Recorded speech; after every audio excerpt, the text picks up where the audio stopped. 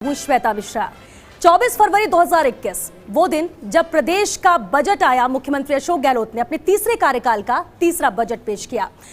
Post Covid बेहद चुनौतीपूर्ण ये बजट था। उम्मीदें हर वर्ग को थी, फिर चाहे हम बच्चों की पढ़ाई हो, जवान को कमाई हो, बुजुर्गों को दवाई हो या फिर किसान को सिंचाई हो, हर किसी को कुछ ना कुछ देने की कोशिश इस बजट में रही है। और इतना ही नहीं, जनता ने तो तारीफ की, सत्ता पक्ष तो तारीफ करेगा ही, लेकिन विपक्ष की तरफ से भी पॉजिटिव नोट में यहां पर बजट को लेकर तारीफ भी की गई। लेकिन इन सब के बीच सबसे अहम ये कि आखिर कितना हेल्दी है गहलोत का ये बजट, और इसी पर समीक्षा के लिए हमारे साथ मौजूद हैं चैनल हेड जगदीश चंद्र जी। बहुत स्वागत है सर आपका। और सबसे देखिए अहम यही है सर कि आखिर गहलोत के इस बजट में वो कौन कौन सी कह सकते गेम चेंजर या लैंडमार्क घोषणाएं रही हैं जो प्रदेश के डेवलपमेंट में नक्शा बदल देगी। एक्चुअली गहलोत साहब के तीसरे कार्यकाल का यह तीसरा बजट कई मायनों में बहुत अद्भुत और चमत्कारी है जी। सबसे बड़ी बात यह है कि उन्होंने बजट भाषण सबसे लंबा पढ़ने का एक नया रिकॉर्ड बनाया। 2 घंटे 47 मिनट सीएम ने बजट भाषण पढ़ा। इससे पुराना रिकॉर्ड केंद्रीय वित्त मंत्री सीतारमन का है 2 घंटे 39 अर्थात 2 आवर 39 मिनट्स का।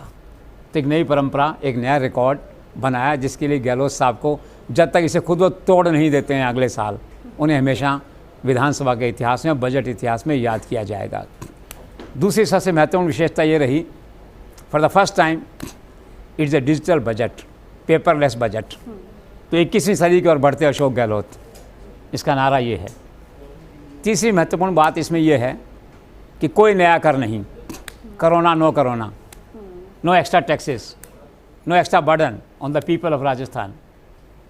और नेक्स्ट ये है 910 करोड़ की फिर भी रिलीफ, कोई नया टैक्स नहीं है। कॉन्ट्रेरी टू दिस 910 करोड़ की रिलीफ डिफरेंट स्कीम्स में चीफ मिनिस्टर ने बजट में दी हैं। और इसके बाद एक और महत्वपूर्ण, जिसे मैं आगे चल के डील करूँगा, universal health policy, universal health announcement. उसके आगे चलते हैं तो किसानों के लिए 16,000 करोड़ के ब्याज मुक्त ऋण। अगले साल किसानों के लिए एक अलग से बजट, कृषि क्षेत्र के लिए एक अलग से बजट। 33 लाख किसानों के लिए नई बिजली के रेफरेंस में नई कृषि विपणन नीति। 4700 करोड़ रुपए का आपका पेयजल मिशन, 12 नए प्रोजेक्ट है, सरकार हिस्सा लेके आएगी। उसके साथ ही जो है अलग अलग इंफ्रास्ट्रक्चर प्रोजेक्ट्स हैं आपके, वो हैं एजुकेशन है, पीडब्ल्यूडी है, रोड्स है, बिजली है, पानी है। इन सबको मिला के बहुत बड़ा पैकेज गहलोत साहब ने इस बजट में दिया है। और इसके साथ ही यूथ के लिए 50,000 नई नौकरियां। उसके साथ ही जो विद्यार्थी आते हैं कंपटीशन एग्ज़ाम के लिए, उनको फ्री ट्रैवल। और उसके साथ में 15 लाख तक का कोई नया यंग लड़का कोई स्टार्टअप करना चाहे तो बिना टेंडर के सरकार उसको वर्क ऑर्डर उसको दिया जा सकता है। अब आप अर्बन डेवलपमेंट में देखिए उठा करके, तो आपकी जो डीएलसी रेट है जो इम्प्रैक्टिकल थी, उसमें 10% की कटौती की गई है। आज स्थिति ये है कि आप कोई ज़मीन लेने जाइए, ज़मीन का भाव बाज़ार में है 1 लाख रुपये बीघा फॉर ए मोमेंट, और डीएलसी है 1.25 लाख रुपये बीघा। ये कैसा न्याय, कैसा औचित्य, कैसी गवर्नेंस, कैसा रूल, उसको धीरे धीरे कम करना चाहते हैं। DLC rate actually should come equal to the market prices, market rates. उस दिशा में ये एक पहला बड़ा कदम है कि 10% डीएलसी रेट्स को घटाया गया है। इसके साथ ही 50 लाख तक का फ्लैट अगर आप लेने जा रहे हैं, मीडियम वर्ग के लोग जो है, मिडिल क्लास के लोग, तो 2% का स्टाम्प ड्यूटी में उनको जो है वो छूट दी गई है।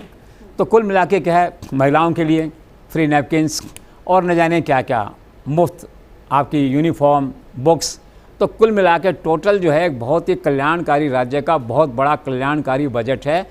यूँ कहिए कि एक तरह से ऐसा पिटारा है जो यथार्थ में जीता है, कल्पना में नहीं है। और घोषणाएं इतनी हैं कि गिनते जाइए थक जाएंगे, घोषणाएं नहीं खत्म होंगी, अर्थात अनाउंसमेंट जो है वो ख़त्म नहीं होंगे। तो ये सब विशेषताएं हैं अशोक गहलोत के इस बजट की।